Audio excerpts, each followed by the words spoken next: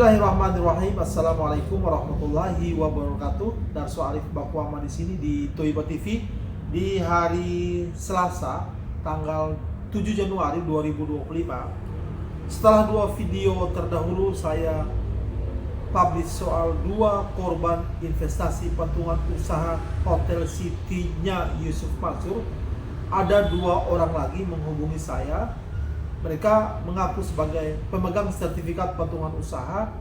Yang pertama dari Magetan, ada suami istri mengaku bahwa mereka pemegang sertifikat patungan usaha senilai 10 juta. Dan ada satu lagi keluarga dari Ponorogo, dua-duanya di Jawa Timur, mengaku kepada saya bahwa mereka adalah pemegang sertifikat patungan usaha senilai 12 juta rupiah.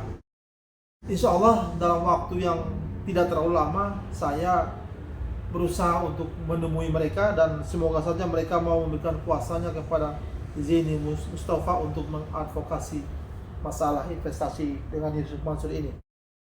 Saudara-saudara, dalam publikasi saya pada video terdahulu juga, di situ terbaca Yusuf Mansur dalam sebuah pesan WhatsApp yang disiarkan oleh pegawai dia yang menangani investasi patungan usaha ini. Yusuf Mansur mengakui bahwa dia telah berhasil mengumpulkan uang dari ribuan investor sebesar 40 miliar rupiah. Akan tetapi pada pengakuan Yusuf Mansur kepada detik.com yang disiarkan oleh situs berita itu pada Juni 2013, Yusuf Mansur mengakui bahwa dia hanya mengumpulkan uang dari patungan usaha Hotel City ini sebesar 24 miliar. Mana yang benar? Bahkan dalam sebuah tulisan yang pernah dipublish oleh Pak Heri Muhammad, wartawan Gatra, beliau mengatakan bahwa Yusuf Mansur pernah mengakui bahwa dia berhasil mengumpulkan uang dari patungan usaha ini sebesar 60 miliar rupiah. Saudara-saudara, baik 24 miliar, 40 miliar maupun 60 miliar, ada sebuah catatan penting di sini di patungan usaha ini.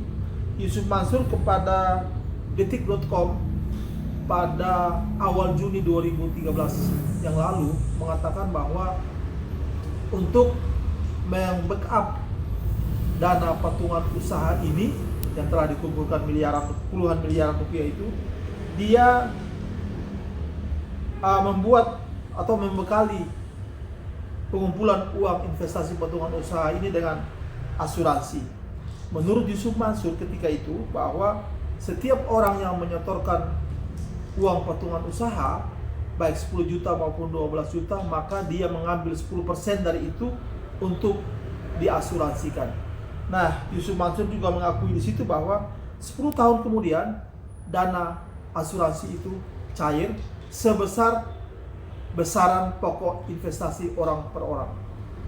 Jika ini benar-benar terjadi, maka antara tahun 2022 sampai sekarang Yusuf Mansur telah mencairkan uang asuransi dari patungan usaha ini sebesar uang patungan usaha yang dikumpulkan, yakni baik 24 miliar, 60 miliar maupun 40 miliar.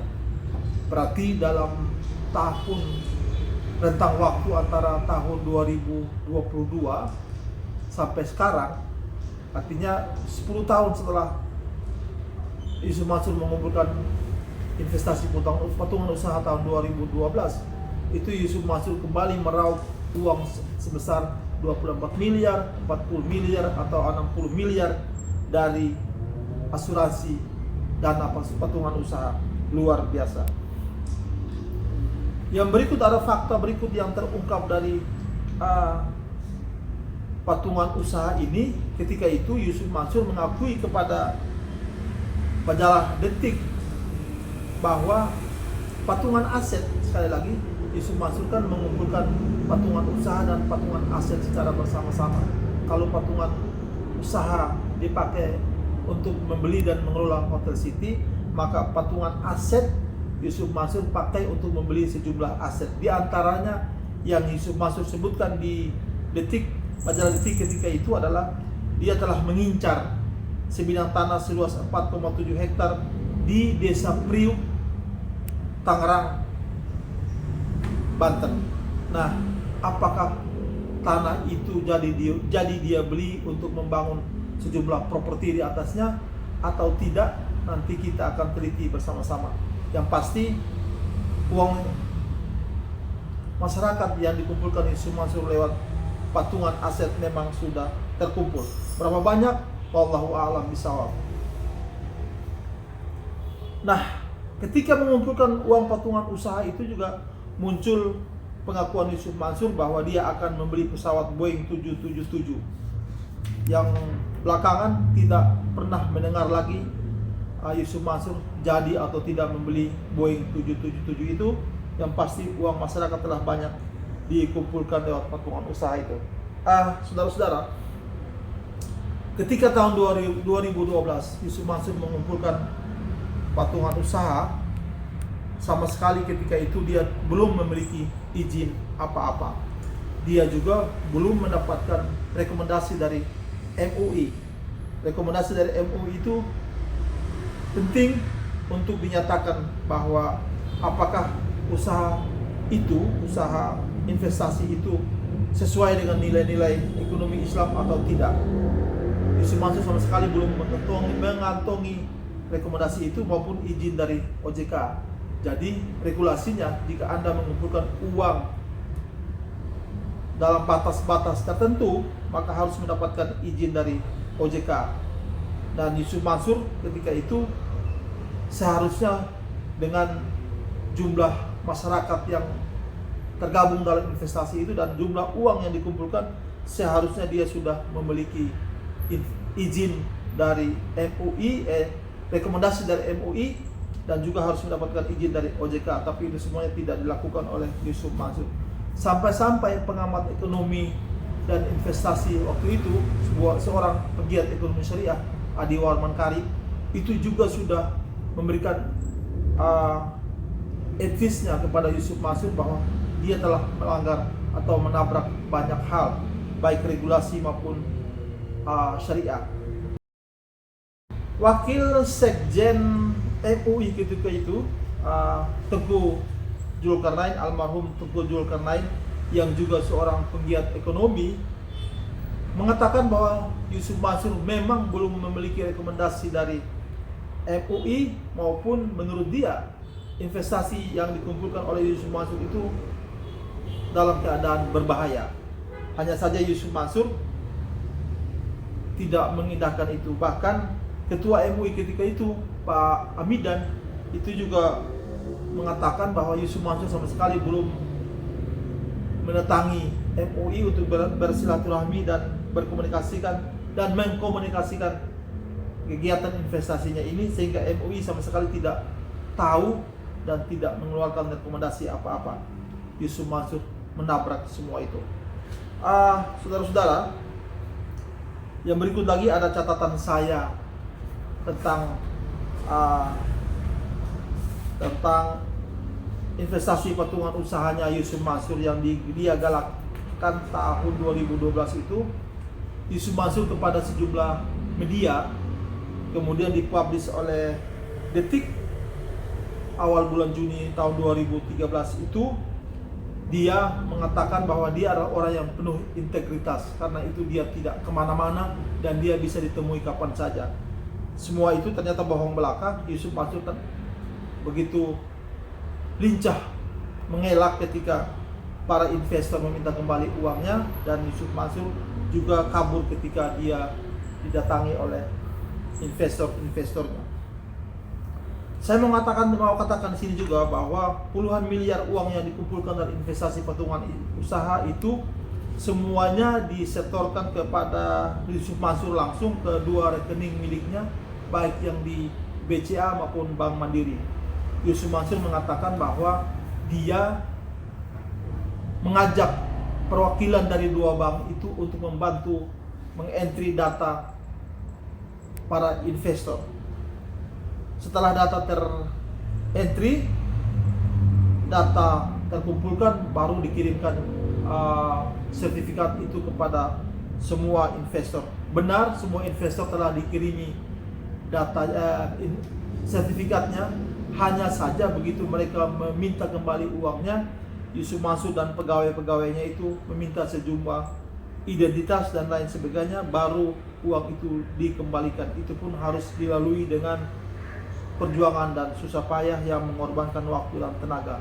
Jika saja benar dia dibantu entry data oleh kedua perwakilan dari dua bank ini, maka tentu saja semuanya menjadi mudah ketika seseorang meminta kembali uang investasinya.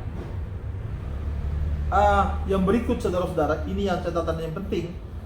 Ketika ditanya oleh sejumlah jurnalis untuk apa keuntungan yang digunakan oleh Yusuf Mansur pada usaha investasi patungan usaha ini, Yusuf Mansur lagi-lagi atau tetap menggunakan kalimat ini, bahwa keuntungan yang dia dapatkan dari investasi patungan usaha dan Hotel City akan digunakan untuk membiayai para penghafal Quran, untuk membiayai makan para santri, untuk membiayai pembangunan madrasah-madrasah atau masjid, dan untuk membayar pegawai baik di santren Darul Quran maupun oleh ustadz-ustadz yang mengajar pengajian di kampung-kampung. Kalimat ini pula lah yang dipakai Yusuf Mansur ketika ditanya oleh TV1 untuk apa keuntungan yang dia gunakan dalam berbisnis warung stick and shake. Selalu kalimat itu yang dipakai untuk membiayai para santri, penghafal Quran, membiayai madrasahnya dan lain sebagainya. Saudara-saudara, di tahun 2012 dan 2013 itu, ketika Yusuf Mansur sudah mengumpulkan ribuan orang yang berinvestasi dengan dia dengan puluhan miliar uang, dia tak kunjung membuat perusahaan untuk memayungi usaha ini. Oleh Pak Dahlan Iskan ketika itu menjadi Gubernur BUMN, Yusuf Mansur ditegur melalui beberapa media. Yusuf Mansur bukannya membuat perusahaan yang sesuai dengan regulasi, malah dia membuat koperasi untuk mengikuti anjurannya Pak Dahlan Iskan ini. Padahal sebelumnya ketika dia sedang ramai-ramainya mengumpulkan uang investasi ini, dia memakai nama pribadi dia dan rekening pribadi dia untuk menampung uang masyarakat itu. Ketika dia ditegur oleh berbagai pihak, dia mengatakan bahwa ini adalah sebuah bukti bahwa dia memasang badan pribadi untuk investasi ini. Dia tidak ingin menggunakan koperasi karena dengan lembaga itu dia tidak nyaman berbisnis. Apa jadinya setelah ditegur oleh Pak Dahlan Iskan, Yusuf Mansur kemudian membuat koperasi yang kemudian dikenal dengan nama Koperasi Indonesia Berjamaah dan Koperasi Merah Putih, dan mungkin ada nama lain lagi untuk memayungi usaha investasi ini. Tapi sayang, uang masyarakat sudah terkumpul dahulu, baru koperasi didirikan setelah mendapat teguran dari sana sini. Saudara-saudara, beberapa waktu sebelum Yusuf Mansur mengumpulkan investasi patungan usaha ini, beberapa orang dengan latar belakang ustadz atau membawa embel-embel agama khususnya Islam itu sudah melakukan pengumpulan investasi dari masyarakat dan sudah diproses secara hukum dan mereka sudah dipenjarakan. Saya mau kasih contoh di sini. Mungkin kita pernah mendengar nama Ustadz Lihan di Kalimantan yang kaya raya akibat dia memiliki sebuah berlian yang sangat luar biasa. Pada pada Desember tahun 2009 sampai tahun 2010, Lihan menggegerkan dunia perekonomian Indonesia. Dia ditangkap akhirnya dan dipenjarakan selama 9 tahun pada bulan Oktober 2010 akibat investasi yang dia kumpulkan lewat usaha yang juga tebal dengan embel-embel agama dan lain sebagainya. Yang berikut yang sangat menarik perhatian masyarakat ketika itu adalah yang terjadi pada bulan September tahun 2012, di mana kita tentu masih ingat apa yang namanya Koperasi Langit Biru yang digagas dan dijalankan oleh Ustadz Jaya namanya. Waktu itu Ustadz Jaya, orang Purwakarta, Jawa Barat, itu mengumpulkan uang 6 triliun rupiah dari masyarakat dengan investasi yang dia embel-embeli dengan agama, dengan berkah, dengan syariah dan lain sebagainya. Pak Jaya itu kemudian ditangkap polisi dan kemudian dia dipenjarakan selama beberapa tahun. Padahal mereka punya wadah hukum yang cukup jelas ketika itu, hanya saja dia tidak memenuhi janji-janji dia dalam investasi itu. Akhirnya para korban-korbannya mempolisikan kedua orang yang berlabel Ustadz ini. Anehnya Yusuf Mansur yang ketika mengumpulkan investasi itu dengan puluhan miliar uang terkumpul, belum atau tidak memiliki payung regulasi yang benar, kemudian investasinya itu bermasalah sampai hari ini. Para investornya tidak dikembalikan uangnya, tetapi Yusuf Mansur tidak pernah diproses hukum oleh penegak hukum, sampai pada beberapa korbannya memperdatakan dia.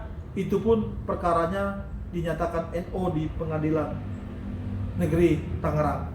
Tak lebih dari 20 orang korbannya yang memperkarakan ketika itu tahun 2020. Dan baru sekarang ini muncul lagi beberapa orang yang berniat menitipkan kuasa mereka kepada Zaini Mustafa untuk mencoba membawa ini ke masalah hukum lagi.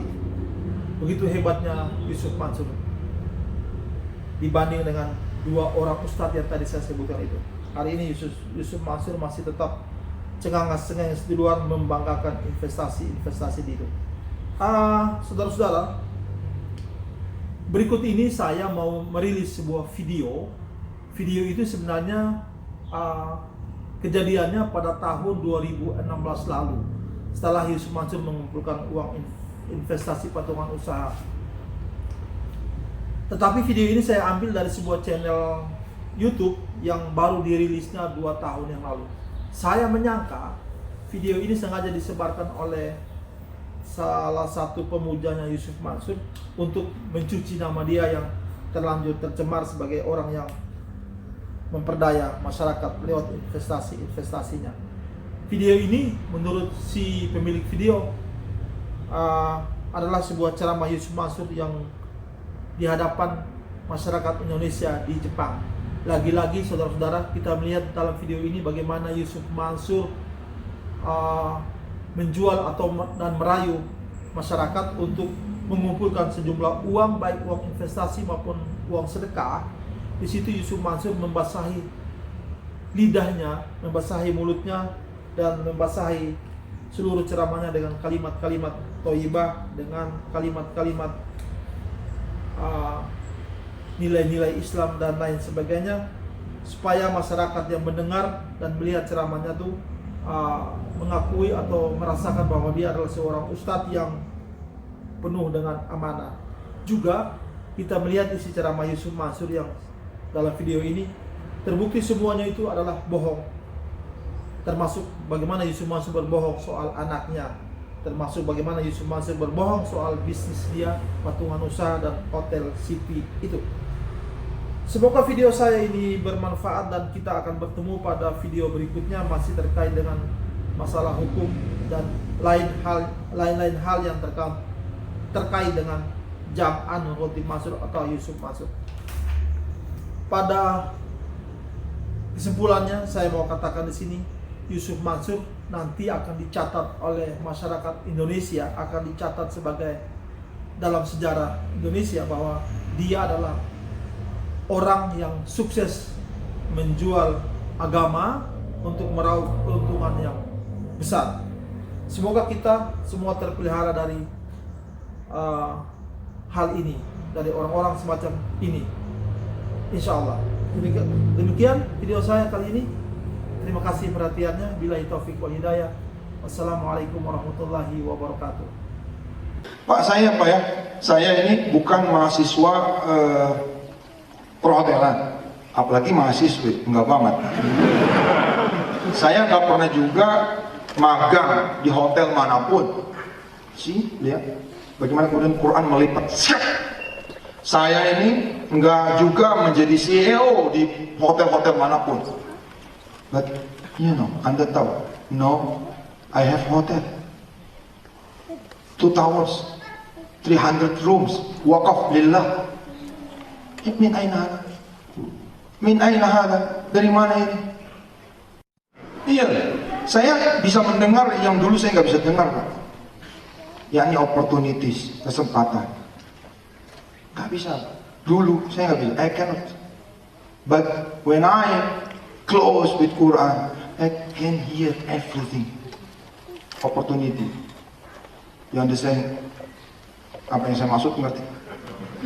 Allah bilang di dalam surah Al-Furqan, "Qul anzalahu alladhi ya'lamu sirra fis samawati wal ardh." Yang menurunkan Al-Quran ini adalah yang punya segala rahasia. Benar loh, Pak ya. Saya ini bukan mahasiswa perhotelan, apalagi mahasiswi, enggak banget. Saya nggak pernah juga magang di hotel manapun. Lihat bagaimana kemudian Quran melipat. Saya ini nggak juga menjadi CEO di hotel-hotel manapun. But Anda tahu, no, I have hotel. 2 towers, 300 rooms, wakaf lillah. Min aina hada? Min aina hada? Dari mana ini? Separuhnya punya masyarakat lewat potongan usaha. Mungkin salah satu di antara Anda pernah ikut itu. Saya ajak dulu bersama-sama kan.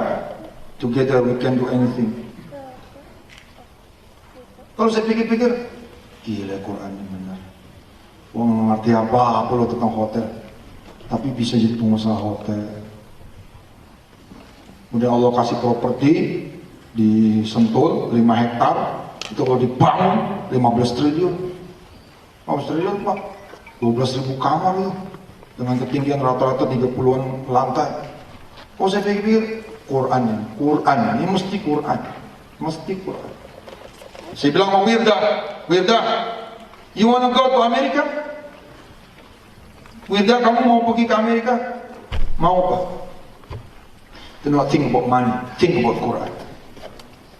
Do not do anything for money, do anything for Quran.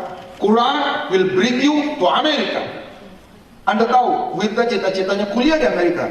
Tapi Anda juga tahu kan, alhamdulillah dia malah SMA di Amerika. Luar biasa. Seorang pelajar ya, jarang loh ada yang dapat beasiswa. Pelajar loh. Kalau mahasiswa mungkin ya. Kalau masih siswa SMA, jarang. Wirda itu 1 tahun 975 juta rupiah. 1 tahun. Ngalang-ngalain kansusnya itu. 975 juta. Nyampe lu segitu setahun? Enggak. Musuh kecilin banget nih. Ya lu jawab aja kalau enggak. Dengan Quran Allah Karim, Antallah, la ilaha illallah, al-ahad, as-samad, lam yalid wa lam yulad, wa lam yakul lahu kufuwan ahad. Allah gave the best thing for Wirda.